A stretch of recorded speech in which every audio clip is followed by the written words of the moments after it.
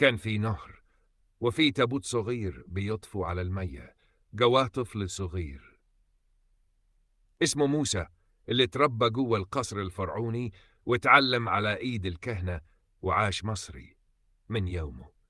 الناس بتفتكر ان موسى كان غريب عن مصر، بس الحقيقة موسى كان مصري النشأة، ابن مصر، اتربى فيها واتكلم لغتها وكان جزء من المجتمع، لكن كان شايف الظلم بعينه، خصوصا على بني إسرائيل اللي كانوا مجرد عبيد بيبنوا للفرعون وطبقة الكبار.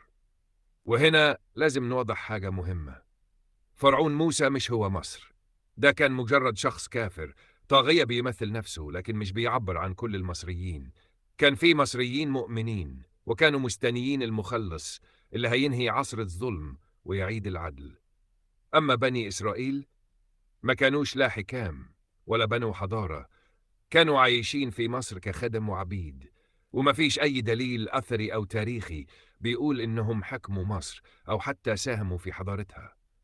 لكن لما سيدنا موسى خرج بيهم، خرج برسالة مش بس لبني إسرائيل، للبشرية كلها، إن الظلم نهايته سقوط وإن الإيمان هو اللي بيعيش.